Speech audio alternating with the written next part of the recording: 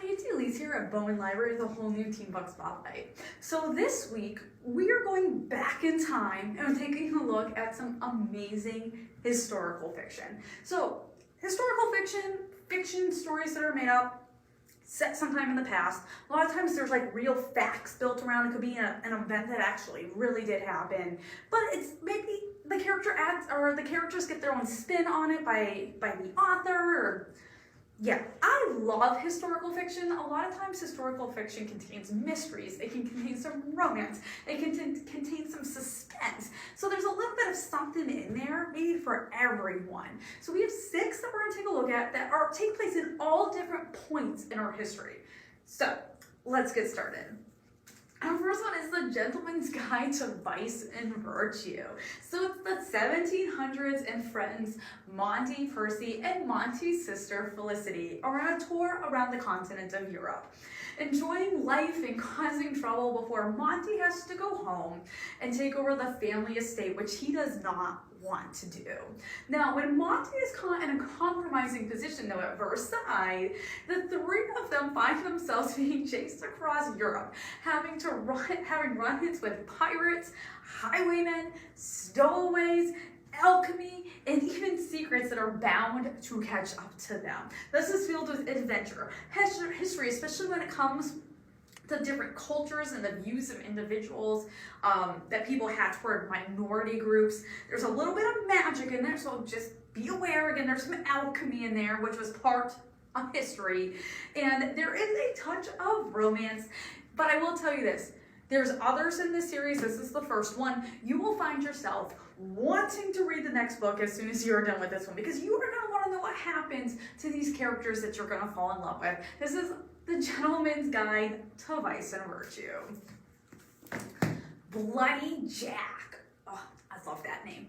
So, it's London, 1797, and Mary's family has all been killed by the plague, leaving her alone and with nothing. So, when our story starts, Mary's 8 years old, and she soon finds herself with this gang of other orphans in order to survive. That's the only way she's going to be able to live on the streets. And this gang teaches her everything she needs to know in order to survive.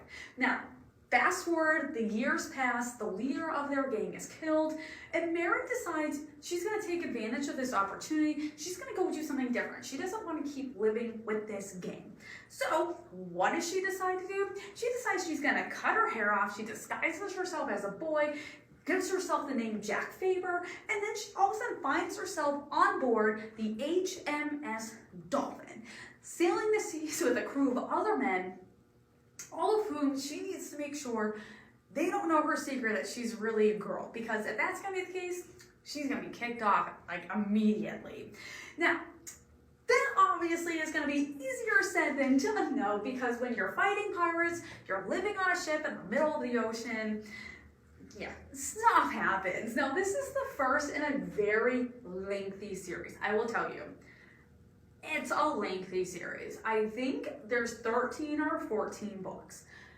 You do need to read them in order to understand them, but if you are looking for a lengthy series, yeah, even if you want to just read the first one and not the rest of them, I highly recommend it. This is filled with non-stop action, adventure, life on the 7 seas, and more. Yeah, Bloody Jack. Bright Young Things. Gorgeous cover, right? Yeah. So it's 1929 in New York City. It's the time and place where worlds collide, as everyone wants they want to go there to get their chance to make it. Now, best friends Cordelia and Letty, they know in order to make it, they're going to have to go to New York City. So they decide they're going to leave their small town in Ohio just hours after Cordelia gets married. And that's probably going to pose an issue. And the 2 of them then run away to New York, where they dream of stardom and wealth.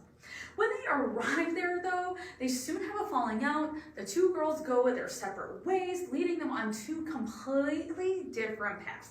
Letty finds herself as a cigarette girl at one of the most popular speakeasies in the city. Cordelia finds herself finding her wealthy and estranged father, and soon she is sucked into that world and all the drama that comes with it. The first in a series that is completed. you will want to continue because it's filled with adventure. There is a major drama in this, so if you want a drama-filled series, yeah, this has it. There's a ton of romance, and it will lead you throughout the end of his decade with the rest of the follow-up books. This is Bright Young Things. Audacity, okay. This is a novel in verse.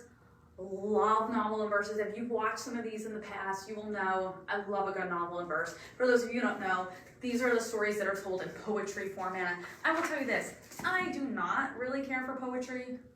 Love a novel in verse. So Clara Lemlich has come over to the United States, more specifically New York City, at the turn of the 20th century. So we're talking like early 1900s here. She's come over from Russia with the hopes of having a better life. She then finds a job in a garment sweatshop. As she comes to realize, though, through her job and her time living in the United States, that brief time, she realizes that life in the United States is not everything it was promised to be. And the working conditions she finds herself in a sweatshop are deplorable, and they are getting worse every single day. So she decides something needs to be done about it. She decides that they are going to form a union, and all the women that are working these various sweatshops, they get to join this union, and they are going to start this movement. And they are going to speak up for themselves, and they are going to demand that their working conditions improve and change. Now, as she goes to start this movement, though, she is jailed, she is beaten, she is fired, she is blacklisted, but this does not stop her. And ultimately, she will have her voice heard. Now, this is based on a real individual. Like Clara Lemlich was a real person, and these are true events. You will learn so much in this book. You'll be wanting to know more about this time period in history that's quickly overlooked, that led to the changes in how we work today, and how there are labor laws and there are checkpoints in place to try to keep us safe while we are at work. Audacity. Orphan Monster Spy. I love this book. It is the start of World War II, and when her mother is shot at a Nazi checkpoint, Sarah, who is Jewish and is on the run from the Nazis, she is approached by this mysterious man, and he is part of this secret resistance, and he approaches her with this secret special mission he wants to send her on. What he's going to need her to do is he needs her to hide in plain sight. She needs to join a school. She needs to become friends with the daughter of a top Nazi scientist. And then she is going to need to steal the blueprints for a bomb that could destroy Western Europe. But as she agrees to do all this, because what else is she going to do? She's an orphan. There's nothing else left for her. I mean, she's Jewish in Nazi-occupied Europe. She is not prepared, though, for the cutthroat environment that she will find herself in, and her life is going to be in danger at all times. It's suspense. There's twists and turns. I found myself, this was a 2 a.m. read for me because I wanted to know what was going to happen to her. I will tell you, there is a sequel to this book. Doesn't necessarily live on a cliffhanger, but you will want to read the sequel. This is Orphan Monster Spy. It's our last one for today is Under a War-Torn Sky. So it's 1944 when Henry, who is an American fighter pilot, he is shot down behind enemy lines by the Nazis. Now he's injured and he does not want to be captured and sent to a prisoner of war camp. So what Henry decides is he's going to try to save himself, and he starts making his way to try to get to the border. He does get help from some of the local people who advise him, yeah, you gotta get to the border, dude. And once you get to the border and you cross it, you cannot be captured. Now this leads to Henry having the adventure of a lifetime as various individuals and members of the French resistance guide him across France, and all the way he faces various challenges and situations that he never dreamed of, as well as coming to terms in regards to what he has to do in order to survive, because he will find himself making decisions and choices that if he was not in this war situation in a fight for his life, he probably wouldn't make the choices that he does. Now, the story will keep you on the edge of your seat. You will need to know what happens to Henry. I will tell you, Ellen Elliott is our author here. She's a Virginia author. This story is based loosely on her father's experiences during World War II. Yeah, under a war-torn sky. So these are 6 of the books that we have here at the library. They're historical fiction. Again, there's a little bit of something for everyone, all different time periods, even like stuff not even going on here in the United States.